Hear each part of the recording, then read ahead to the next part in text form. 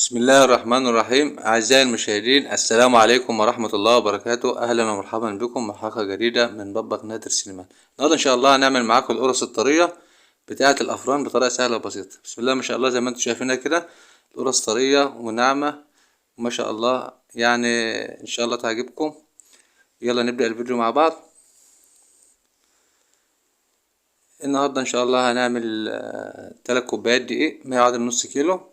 معنا معلقة خميرة، 3 معالق سكر، 5 جرام ملح، ومعانا 3 معالق زيت وكوباية مية، ومعانا بيضة. البيضة دي طبعا هندهن بها وش القرص ان شاء الله بعد ما نخلصها.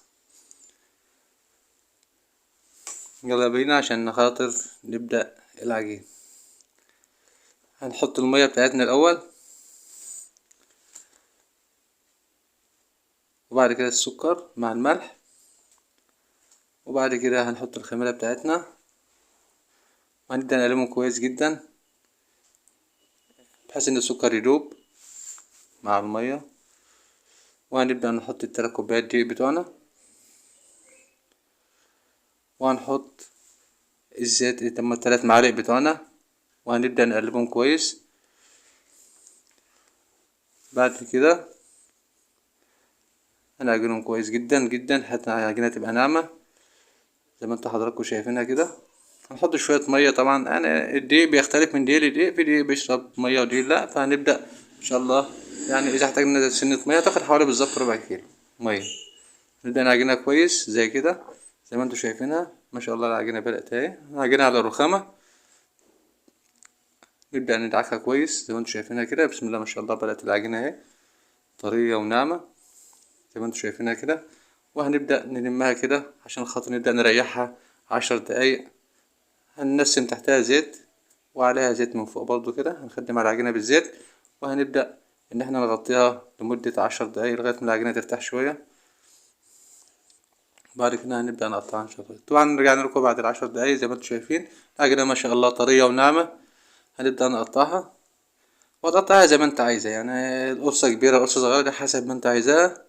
زي ما انتم شايفين كده ما شاء الله العجينة كويسة وناعمة وماشية معانا سلسة اهيت. هنقطعها قطع صغيرة على قد القرصة حسب ما انت عايزاها.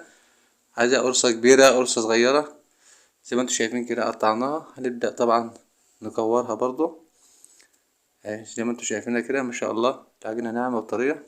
هنبدأ نكورها كور كده ونقفلها من تحت زي ما انتم شايفين كده اهي. ما شاء الله العجينة جميلة اهي. بدأنا نكورهم كلهم.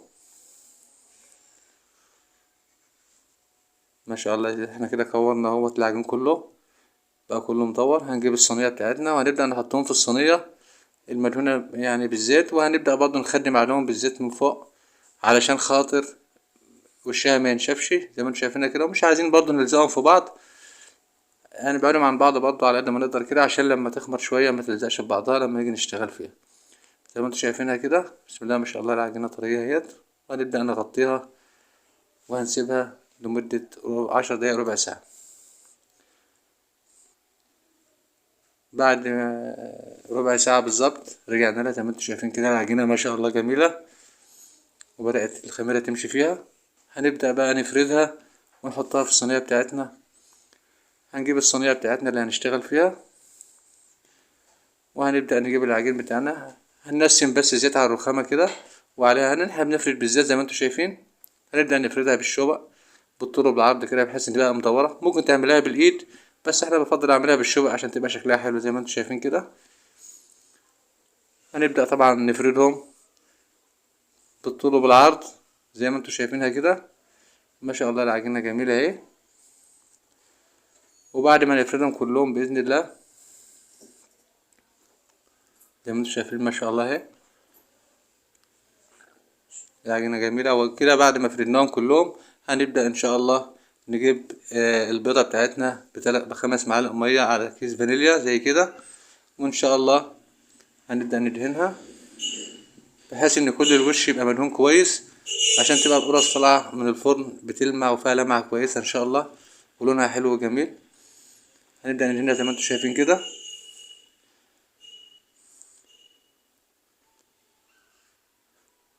ما شاء الله شكلها جميل اهيت.